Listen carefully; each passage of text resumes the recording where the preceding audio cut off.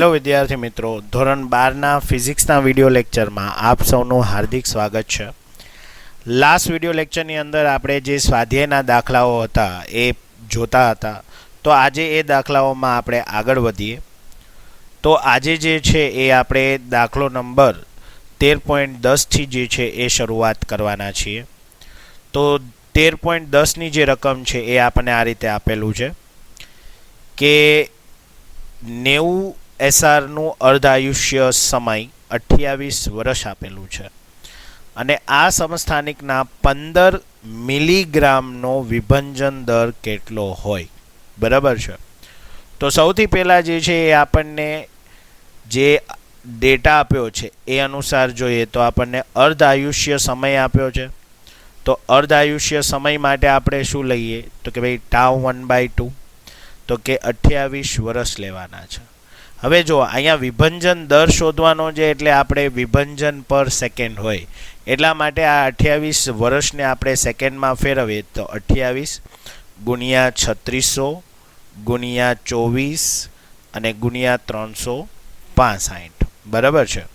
તો અહીંયા આપણે કેલ્ક્યુલેશન જોઈએ તો 28 ગુણ્યા 3600 ગુણ્યા 24 અને ગુણ્યા 365, એટલે જે આન્સર છે એ આવી રીતે આવે છે, બરાબર છે. એટલે પોઈન્ટ આપણે ખસેડી દઈએ તો 3 અને 6 અને 2 એટલે 8 થશે, એટલે 8.83 ગુણ્યા 10⁸, બરાબર છે.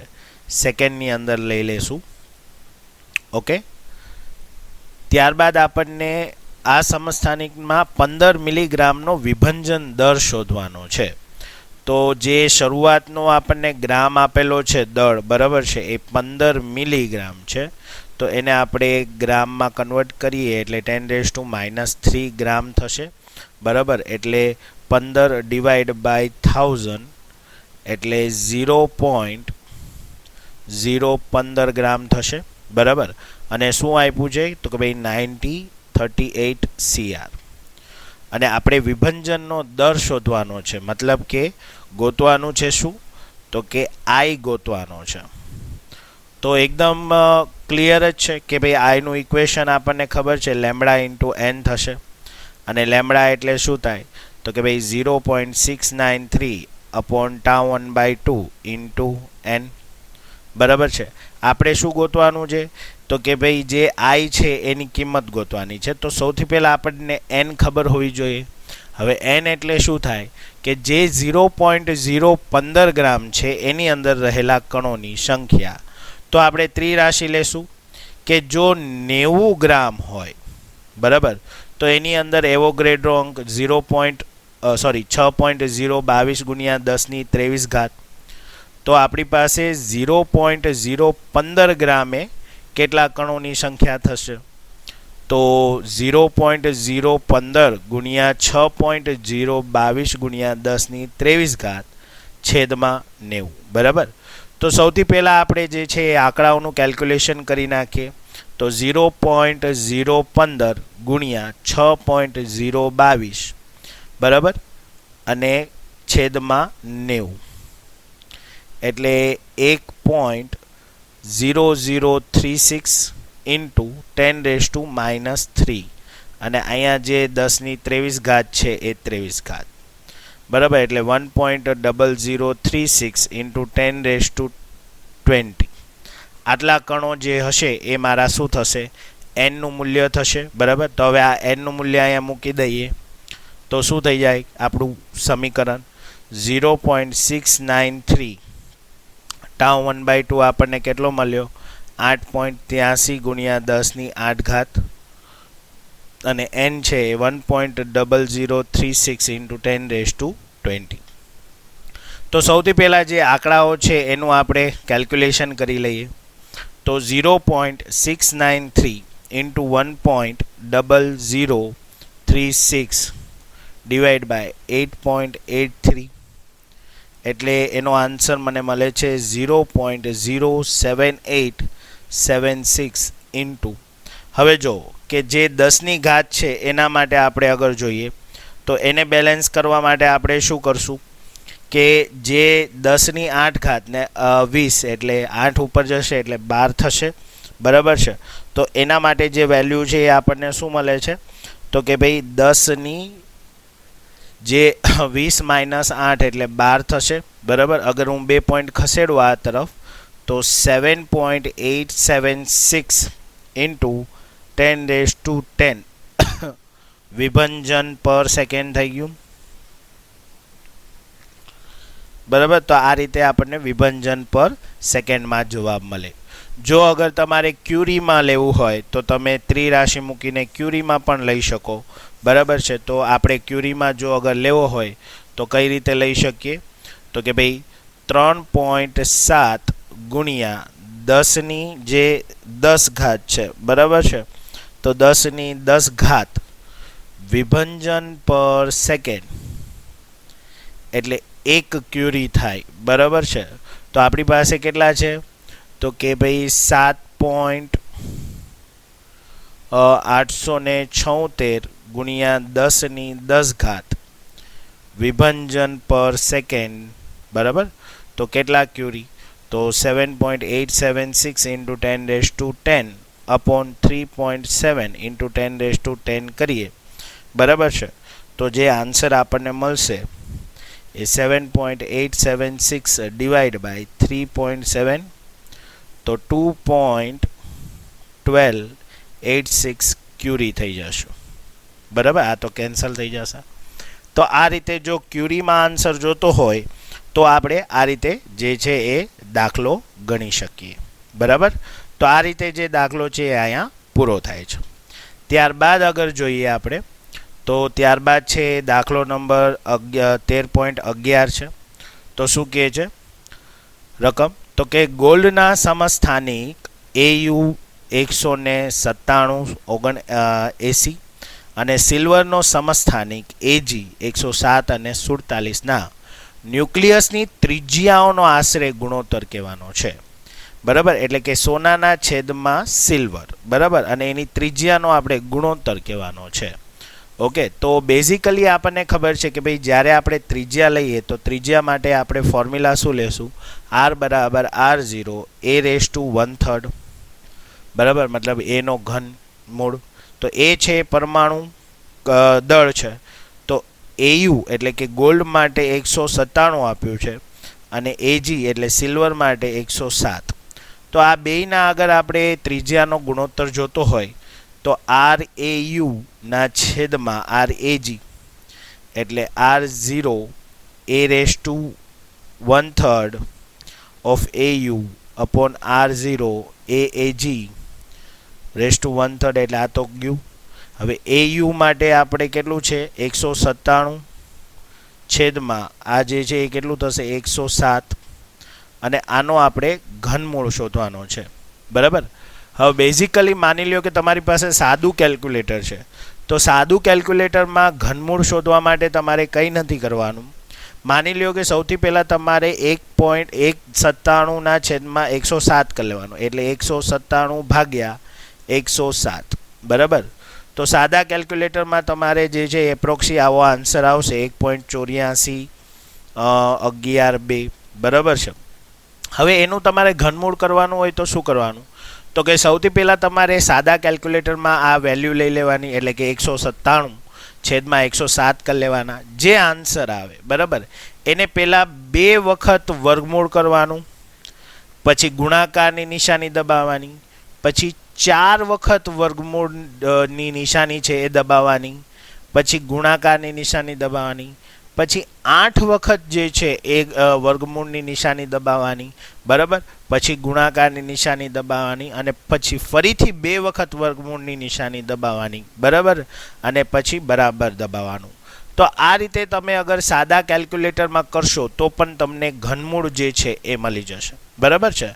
મારી પાસે અહીંયા ડાયરેક્ટલી જે છે એ કેલ્ક્યુલેટર જ છે સાયન્ટિફિક. આપણને એક્ઝામમાં સાયન્ટિફિક અલાઉડ નથી પણ મારી પાસે જે અવેલેબલ છે એનાથી હું તમને કેલ્ક્યુલેશન કરાવું છું.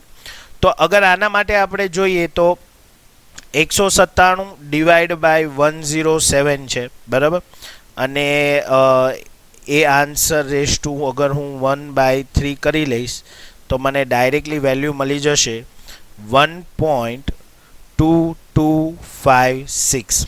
બરાબર. તો જે રેશિયો મળે છે બરાબર બંનેનો, તો એ એપ્રોક્સી આટલો હોય છે. તો આ તમારો આન્સર થશે કે RAU અપોન RAG એનો જવાબ છે એ 1.2256 છે. બરાબર છે.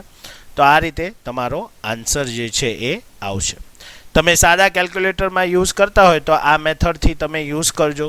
બરાબર છે. તો ઇઝીલી તમને જે ઘનમૂળ છે એ મળી જશે. બરાબર. ચેક કરવા માટે તમે કરી શકો કે ભાઈ 27 જે છે તો 27 પહેલાં 27 જે છે એ ટાઈપ કરો, પછી 2 વખત વર્ગમૂળની ચાપ, પછી ગુણાકારની ચાપ, પછી 4 વખત વર્ગમૂળની ચાપ દબાવવાની, પછી ગુણાકારની, પછી 8 વખત વર્ગમૂળની ચાપ દબાવવાની, પછી ગુણાકારની, અને પછી 2 વખત વર્ગમૂળની ચાપ દબાવીને બરાબર દબાવી દેવાનું. એટલે જે આન્સર છે એ આવી જશે. ઓકે. તો આ હતો તમારો જે જે સ્વાધ્યાયનો દાખલો 13.11. બરાબર. એના બાદ જે દાખલો છે એટલે કે 13.12. બરાબર છે. તો એ તમારા બોર્ડના જે સિલેબસ છે એમાંથી કાઢી નાખેલું છે, પણ આપણે કેલ્ક્યુલેશન જે છે એ કરી લઈએ. બરાબર છે. તો 13.12 જે છે એ આપણને જે રકમ છે એ આ રીતે આપેલી છે કે RA 226 બરાબર અને RN 220 આલ્ફા ક્ષયમાં ક્યુ મૂલ્ય અને ઉત્સર્જિત આલ્ફા કણની ગતિ ઉર્જા જે છે એ શોધવાની છે. બરાબર. તો સૌથી પહેલાં જે છે RA માટે આપણે આલ્ફા ક્ષય માટે ઇક્વેશન બનાવી લઈએ. તો RA જે છે 226 અને 88, એમાંથી આલ્ફાનું જે છે એ ઉત્સર્જન થાય છે, મતલબ કે હિલિયમ 24 થઈ જશે. બરાબર છે. અને પ્લસ ક્યુ એનર્જી રિલીઝ થાય છે. તો અહીંયા 2 છે તો અહીંયા 88, તો બેલેન્સ કરવા અહીંયા 86 લેશું. અહીંયા 226 માંથી 4 બાદ કરીએ તો 200 જે છે એ 22 થઈ જશે. તો અગર તમે ક્વેશ્ચન જોશો તો ક્વેશ્ચનમાં ઓલરેડી એ વસ્તુ આપેલી છે. તો 86 222 એ શું છે? RN. તો RN જે છે એ આપેલું છે. ઓકે. અને એનું દળ આપેલું છે એના સંદર્ભમાં. તો હવે આના માટે આપણે ક્યુ એનર્જી ગોતવાની છે અને સાથે સાથે ગતિ ઉર્જા ગોતવાની છે. કોના માટે? તો કે ભાઈ આલ્ફા માટે. બરાબર છે. તો સૌથી પહેલાં આપણે ક્યુ એનર્જી ગોતીએ. તો ક્યુ એનર્જી માટે આપણે શું લખશું કે દળમાં થતો ફેરફાર ઇન્ટુ c². તો દળમાં થતો ફેરફાર એટલે આમાંથી આ દળ બાદ થશે. એટલે કે જે RA જે છે એનું દળ આપણને આપેલું છે ક્વેશ્ચનની અંદર. તો માસ of RA minus mass of RN અને minus mass of alpha into c². બરાબર છે. તો RA જે છે કેટલું આપ્યું છે? 226.02540 માઇનસ 222.01750. બરાબર. અને માઇનસ આલ્ફા જે છે તો આલ્ફા માટે જે છે એ આપણે જે વેલ્યુઝ છે એ આપણે જોઈએ. તો આલ્ફા માટે આપણને જે દળ છે એનું મૂલ્ય આપેલું છે અહીંયા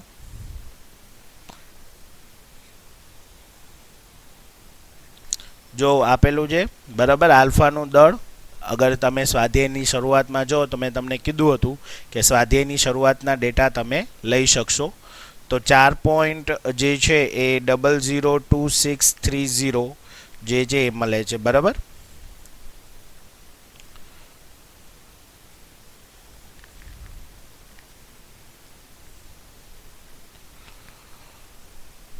ઓકે.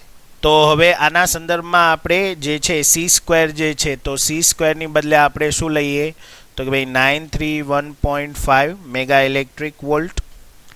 બરાબર. તો હવે આનું આપણે સાદુરૂપ આપવાનું છે. તો સૌથી પહેલાં આપણે આનું જે છે સિમ્પલ સાદુરૂપ આપી દઈએ. એટલે 226.02540 માઇનસ 222.01750 માઇનસ 4.002603. એટલે એનો જવાબ આપણને જે છે એ આવી રીતે આવે છે કે ભાઈ 5.297 ગુણ્યા 10⁻³ બરાબર ઇન્ટુ 931.5 ઇન્ટુ 931 1.5 એટલે આપણને મળશે 4.9341 બરાબર છે મેગા ઇલેક્ટ્રિક વોલ્ટ. તો આ જે મને મળ્યું એ શું મળ્યું? મારી ક્યુ ઉર્જા મળી. બરાબર છે. હવે ખાસ યાદ રાખજો કે એક થિયરી જે છે વચ્ચે જ્યારે ચલાવી હતી ત્યારે મેં તમને એક શોર્ટકટ મેથડ કીધી હતી કે જ્યારે વિખંડન દરમિયાન આલ્ફા કણનું જ્યારે વિખંડન અથવા તો આલ્ફા કણનું પ્રતાડન દ્વારા વિખંડન થતું હોય ત્યારે એની ગતિ ઉર્જા શોધવા માટે મેં તમને એક શોર્ટકટ ફોર્મ્યુલા જે છે એ કીધી હતી. જો તમને એ યાદ હોય તો એમાં મેં તમને શું કીધું હતું કે જે ક્યુ એનર્જી છે બરાબર, તો એ ક્યુ એનર્જી ઇઝ ઇક્વલ ટુ શું થશે? તો કે ભાઈ કે આલ્ફા એ અપોન એ -4 બરાબર. આ રીતે મેં કીધું હતું બરાબર. તો આના મદદથી તમે ડાયરેક્ટલી લઈ શકો.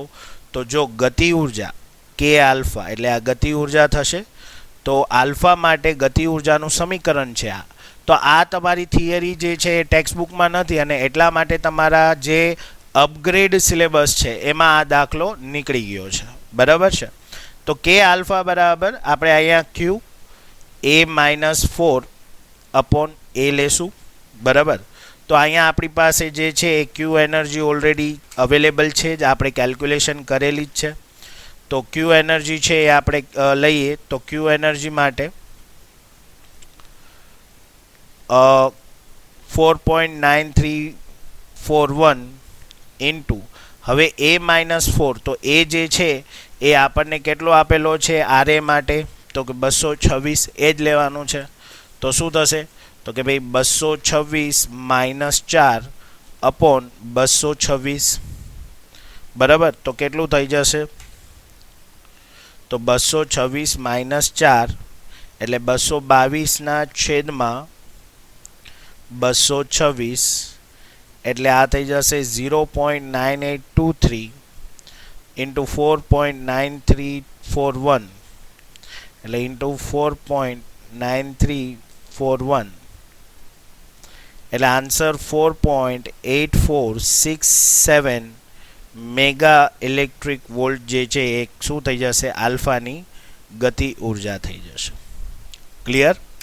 હવે આ જ રીતે જે છે એ આપણે બીજી જે પ્રોસેસ છે એટલે કે આરએન માટે એણે કીધું કે ભાઈ 220 અને 86, તો એના માટે આપણે ફરીથી જે છે એ દાખલો રિપીટ કરીએ બરાબર છે. તો અહીંયા જે છે એ આપણને ફરીથી શું કીધેલું છે કે ભાઈ જે આરએન છે 220 અને 86, તો એમાંથી શું થાય છે? આલ્ફા કણ નીકળે છે એટલે કે He24 નીકળે છે પ્લસ ક્યુ એનર્જી ગોતવાની છે એટલે 86 અને 2 બેલેન્સ કરીએ તો અહીંયા જે છે એ 88 જે છે નહીં 88 નહીં બટ 84 જે છે એ હોવા જોઈએ. તો 84 ને 2 86 થઈ જશે અને 220 માંથી 4 જાય એટલે 216. તો 216 અને 86 છે એ પીઓ આપેલું છે બરાબર આપણને ક્વેશ્ચનની અંદર. તો ક્વેશ્ચનમાં ઓલરેડી કીધું છે બરાબર છે. તો એ પ્રમાણે અગર ફરીથી અહીંયા આપણે ક્યુ એનર્જી ગોતીએ તો ડેલ્ટા MC² થઈ જશે. ઓકે, પરીક્ષામાં તમારે આ સમીકરણ છે એ બનાવવાનું રહેશે બરાબર છે. એટલે ખાસ ધ્યાન રાખવાનું બરાબર, બંને બાજુ બેલેન્સ કરતું જવાનું. તો ડેલ્ટા MC એટલે શું થશે કે ભાઈ માસ of RN minus mass of પીઓ અને minus mass of alpha into C² બરાબર. તો માસ ઓફ આરએન જે છે એ આપણને આપેલું છે. તો કે આરએન જે છે એ 220 માટે ખાસ લેવાનું છે. તો 220 માટે એટલે 220.01137 માઇનસ પીઓ એટલે 216.00189 અને આલ્ફા માટે આપણે જે છે એ જે હમણાં લીધું હતું કે ભાઈ 4.002603 બરાબર અને ઇન્ટુ 931.5 મેગા ઇલેક્ટ્રિક વોલ્ટ. તો હવે અહીંયા ફરીથી આનું અગર આપણે સાદુરૂપ કરીએ તો સાદુરૂપ આપશું 220.01137 માઇનસ 217.00189 માઇનસ 4.002603. તો એનો વેલ્યુ જે છે એનો આન્સર એ આપણને કેટલો મળે છે? 6.877 into 10 raised to minus 3 ગુણ્યા 931.5 મેગા ઇલેક્ટ્રિક વોલ્ટ એટલે ઇન્ટુ 931.5 એટલે જે આન્સર છે એ શું મળશે 6.4059 મેગા ઇલેક્ટ્રિક વોલ્ટ. આ આપણને શું મળ્યું? ક્યુ એનર્જી મળી. કેના માટે? આ સમીકરણ માટે.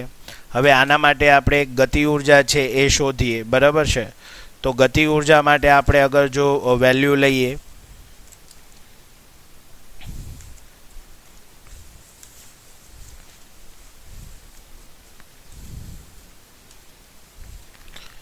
તો ગતિ ઉર્જા માટે અગર જોઈએ તો ગતિ ઉર્જા માટે આપણે શું કીધું હતું કે કે આલ્ફા બરાબર ક્યુ ઇન્ટુ એ માઇનસ 4 અપોન એ. તો જે આપણને ગતિ ઉર્જા જે છે એ ગતિ ઉર્જા જે મળી, બરાબર છે? તો એના સંદર્ભમાં અગર જોઈએ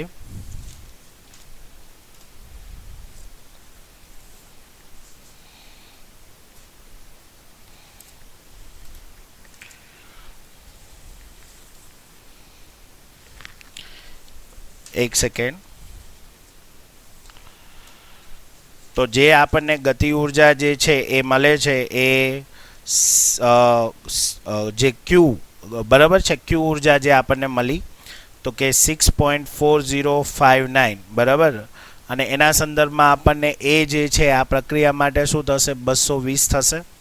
તો 220 માઇનસ 4 છેદમાં 220 એટલે કે 6.4059 ઇન્ટુ 216 અપોન 220, બરાબર. હવે આનું આપણે સિમ્પ્લિફાઈ કરીએ એટલે શું થશે કે 6.4059 બરાબર ઇન્ટુ 216 અને ડિવાઈડ બાય 220 એટલે 6.2894 મેગા ઇલેક્ટ્રિક વોલ્ટ.